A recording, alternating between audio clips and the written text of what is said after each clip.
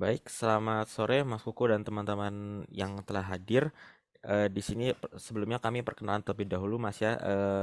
Di sini saya Sultan dan teman saya Firda Adisti dan teman saya juga Andi Mawada Sumardi atau biasanya panggilannya Wanda. Jadi di sini kami bertujuan untuk mewawancarai Mas mengenai motivasi dalam berkewirausahaan, terutama dalam perusahaan yang telah dijalankan oleh Mas Kuku. Sebelumnya kami dari Universitas Erlangga dan Wanda dari Universitas Negeri Makassar. mungkin sebelumnya Mas Kuku dapat memperkenalkan diri. Oke semua, selamat sore. Nama saya Benediktus Kukuh. Mungkin zoom-nya belum saya ganti. Saya pemilik usaha Kedai Sejiwa yang sekarang ada di Sidoarjo, Jalan Kartini 32 dan ada di Malang. Saya sudah buka 2 cabang. Saya juga direktur di CV Eka Jaya Lestari. Itu perusahaan bergerak di bidang percetakan plastik. Jadi Baik. saya punya 2 bidang usaha yang sudah saya geluti. Yang satu manufaktur plastik, yang satu rumah makan, yang ada 2 cabang. Mas Kuku ini berlatar belakang pendidikan dari mana Mas lulusannya? Bagaimana sih Mas Kuku ini memutuskan untuk menjadi seorang pengusaha dari perusahaan-perusahaan yang telah dijalankan begitu Mas? Kalau kita bicara memutuskan itu kembali ke pribadinya. Harus terbangun dari niat, dari passion. Kalau niat dan passion itu belum terbentuk, itu akan susah untuk benar-benar menjadi, agar menjadi tekun, segala macam usaha apapun itu susah.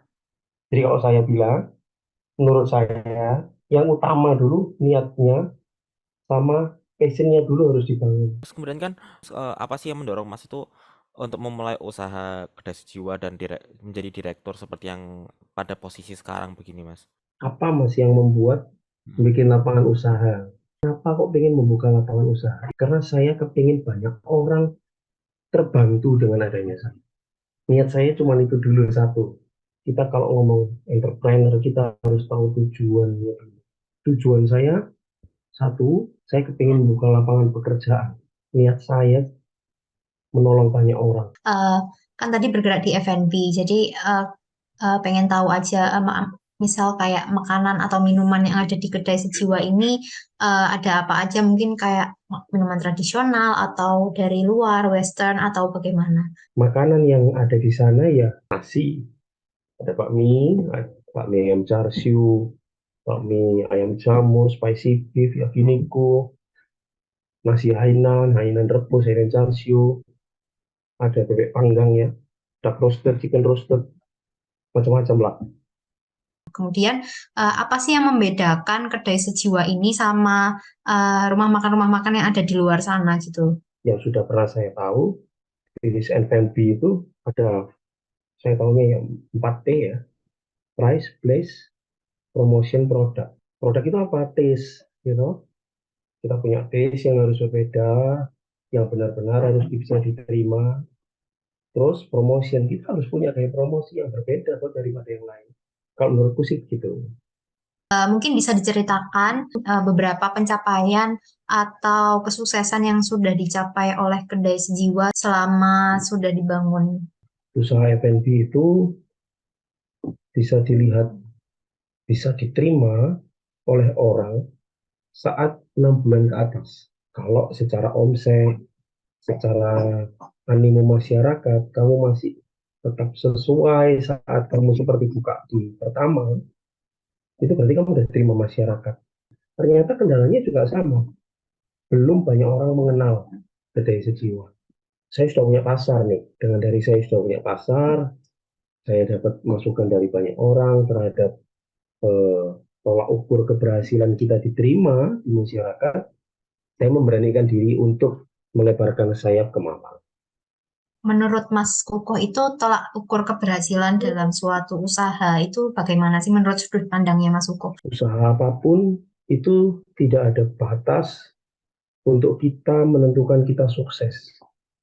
Karena setiap kita berjalan, setiap hari, itu seperti orang naik tangga. Kamu hari punya kesusahan apa hari ini, selesaikan hari ini. Besok ada masalah lagi kan begitu. Nggak ada nama, kalau kamu menunda-nunda, ya kamu akan berada di angka ini terus toh. Saya tidak punya tolak ukur khusus. Kalau saya bilang saya sudah cukup puas sampai saat ini, meskipun belum banyak, saya sudah menolong kurang lebih hampir 60 jiwa yang ikut bekerja dengan saya.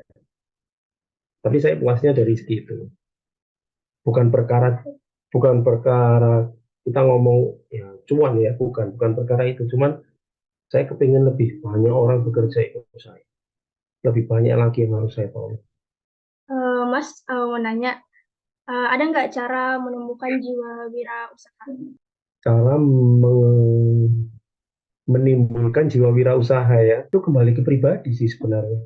Kembali ke niat lagi. Yang kedua, kembali ke kalau kamu terbiasa mengikuti saya setiap hari lah, ngobrol apa, lama-lama kan sedikit terbangun.